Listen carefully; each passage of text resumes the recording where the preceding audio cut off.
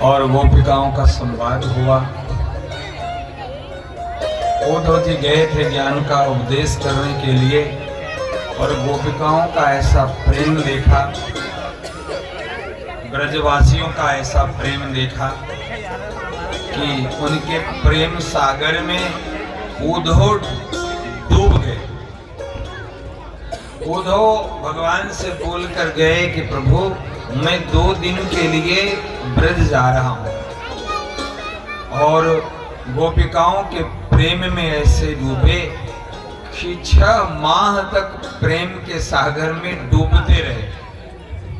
और जब लौटे तो उनके ज्ञान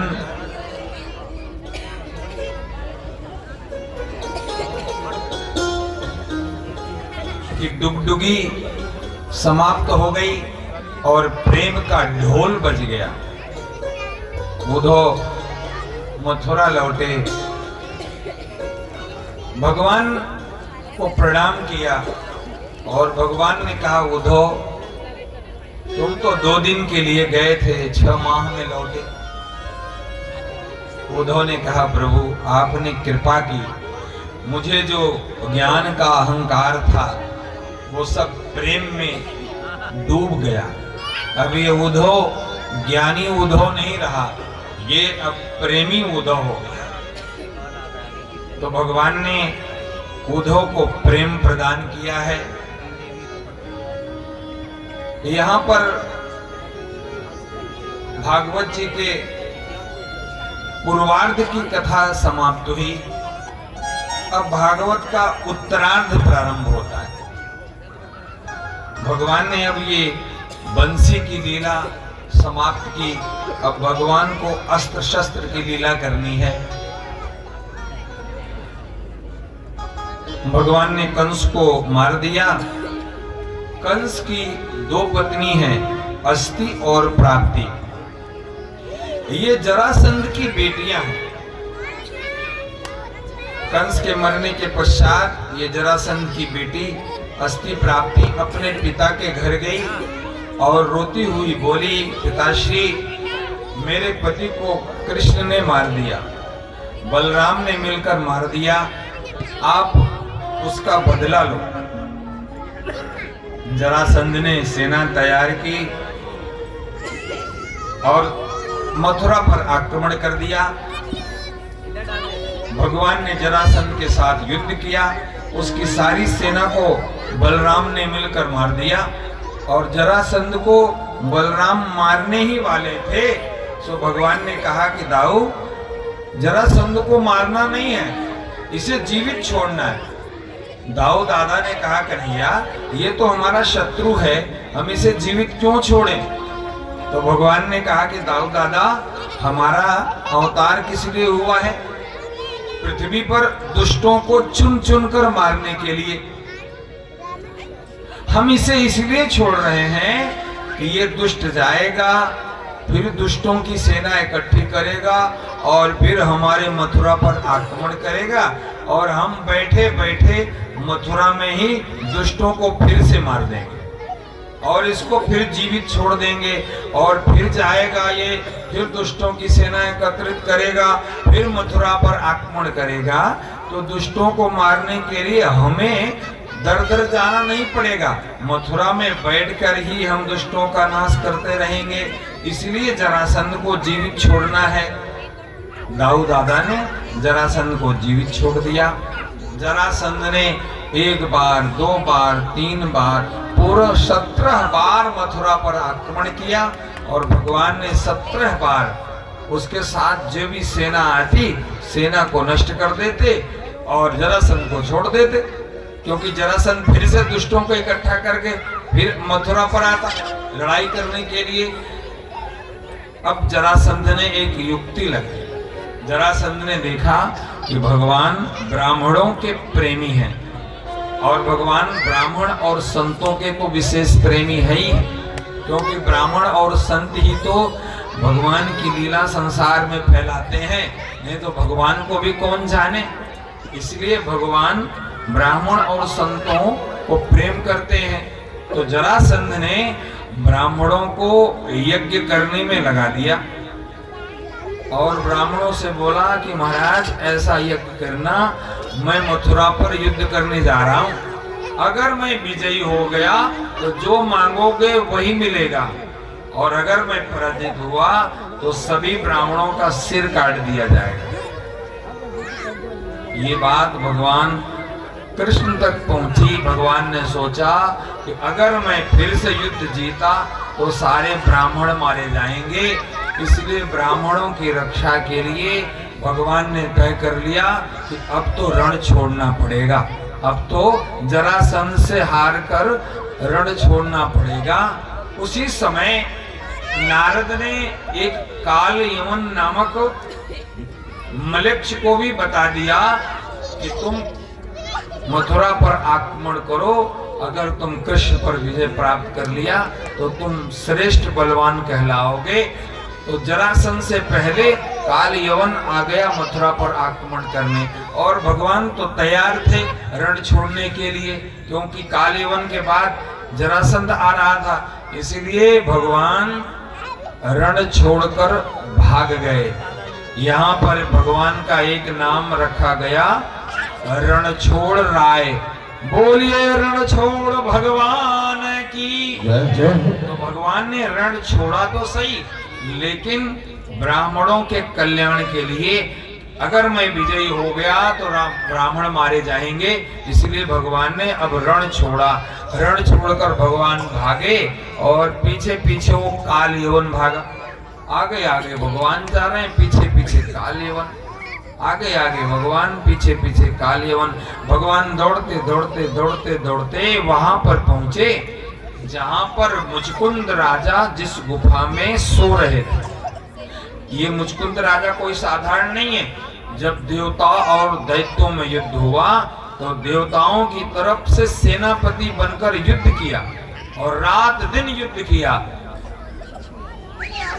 जब सेनापति दूसरा आया, देवताओं ने मुचकुंद से कहा कि अब आप विश्राम कर लो।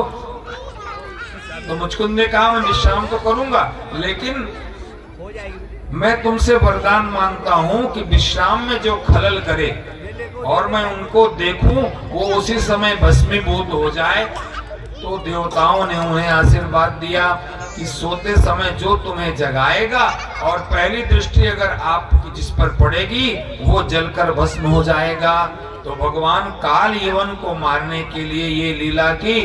भगवान गुफा में गए, वही मुचकुंद महाराज सो रहे थे, तो भगवान ने अपनी पीतांबरी उनके ऊपर डाल दिया और भगवान वहीं छुप गए। इतने में वो काल यवन भी गुफा में आ गया और उसने देखा कि कोई पुरुष ये पीतांबरी ओढ़ कर पड़ा है। उसे लगा अरे ये तो कृष्ण ही है, क्योंकि उसकी पीतांबरी यही है, और ओढ़कर सो गया। उसने उस सोए हुए पुरुष पर अपने पैरों से आघात किया। वो पुरुष जगा और पुरुष ने ज्यों ही उस काल यवन को देखा, काल यवन जलकर भस्म हो गया। बाद में भगवान वहां निकले हैं, मुचकुंद ने भगवान का दर्शन किया। मुचकुंद ने पूछा ये कौन सा समय चल रहा है, क्या राम जी अपना अवतार लेकर प्रस्थान कर गए? भगवान ने कहा कि राम का अवतार भी हुआ, लीला भी समाप्त हो गई, अब मैं कृष्ण बनकर आया हूँ। मुचकुंद ने भगवान को फिर प्रणाम किया। भगवान ने मुचकुंद को भक्ति का वरदान दिया और भगवान बलराम को लेकर वहां से आगे बढ़े। जरासंध की सेना ने भगवान को घेर लिया और भगवान एक ऊंचे पहाड़ पर चढ़ गए और चारों तरफ से वन। जरासंध ने उस वन में आग लगा दी और उसको लगा कि भगवान और बलराम दोनों जलकर मर गए, लेकिन भगवान उस पर्वत से कूदकर समुद्र में चले गए और समुद्र से होते हुए भगवान ने पहले ही विश्वकर्मा को आदेश दिया था कि मथुरा नगरी से अब हमारे सभी परिजन द्वारिका में जाएंगे, तुम समुद्र के अंदर एक नगरी बनाओ। और वहां समुद्र के अंदर नगरी बनाई गई जिसका नाम द्वारिका पड़ा। भगवान उस समुद्र से होते हुए अपनी द्वारिका नगरी में पहुंच गए और माया के बल से सारे मथुरा के उनके परिजन भी मथुरा में प्रवेश किया। अब भगवान मथुरा से द्वारिका पहुंचे और भगवान ने सोचा लड़ाई भिड़ाई बहुत हो गई, अब तो विवाह की बात हो। तो भगवान सोचने लगे विवाह तो मेरा तब होगा जब हमारे भैया बलराम का विवाह हो जाए, क्योंकि बड़े भैया भी अभी विवाह नहीं कर किए, अब उनका पहले विवाह हो तभी तो हमारा विवाह।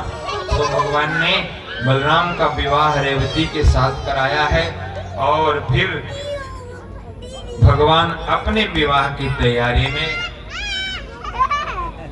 कुंडनपुर के राजा हैं भीष्मक, और भीष्मक की एक बेटी है जिनका नाम है रुक्मणी। एक बार भीष्मक ने रुक्मणी से कहा कि बेटी अब तुम विवाह लायक हो गई हो, मेरी इच्छा है कि तुम्हारा विवाह कर दें। रुक्मणी ने कहा कि पिताश्री मैं विवाह नहीं करना चाहती। फिर पिता ने पूछा कि बेटी विवाह तो हर कन्या को करना पड़ता है, तुम ऐसा कैसे बोल रही हो कि मैं विवाह नहीं करना चाहती। फिर पिता ने पूछा कि हे रुक्मणी क्या तुम किसी को चाहती हो। तो रुक्मणी ने कहा कि हाँ पिताश्री, हमने नारद के मुख से द्वारिकाधीश महाराज की बहुत महिमा सुनी है और महिमा सुनकर मेरा प्रेम द्वारिकाधीश से हो गया है।